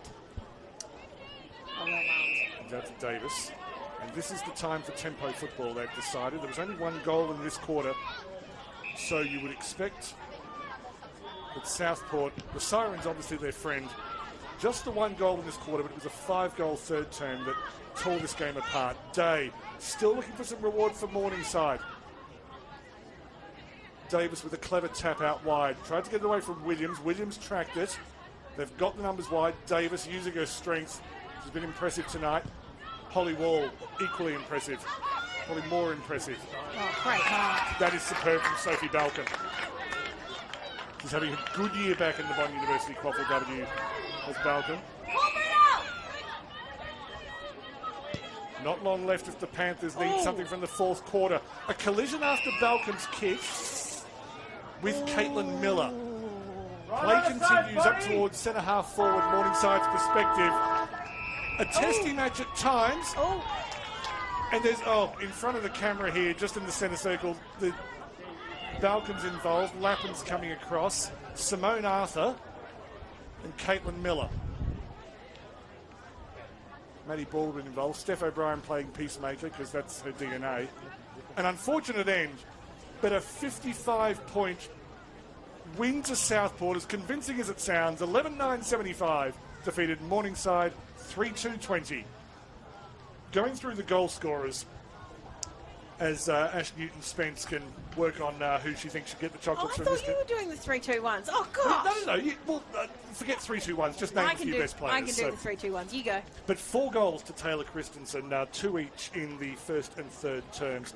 A double to Scarlett Featherstone, and singles to Maddie Baldwin, Caitlin Miller, Holly Wall, Lillian Ryder, and Gabby Beadenweg-Webster, which deserves to be nominated for Goal of the Year. The 3 goals for Morningside, 2 in the first term to Mackenzie Sleep and Ari Walker, and then the third goal was to Lucy Bellinger in the second term. Yeah, I don't subscribe to the 3-2-1s if you don't want to do them. I'm quick. I had them sort of sitting there. I just thought you were doing them. Let's just spread some praise. Okay, let's give 1 vote to Greta Lealcock, who was very, very good for Morningside. You can't deny how much they tried, and especially in that last quarter. They really did do everything they could to slow Southport down. I just did the one for Morningside. There's probably others there that I could go back to, but just for now. And then Ella Mora, thank you. 2 votes for Mora and 3 votes for Beadenweg-Webster, who was just magic for the whole game long. Ash, thank you so much for your work tonight. Next week, we've got a 2 o'clock game for you. It's Aspley against the University of Queensland at Automall Aspley Oval.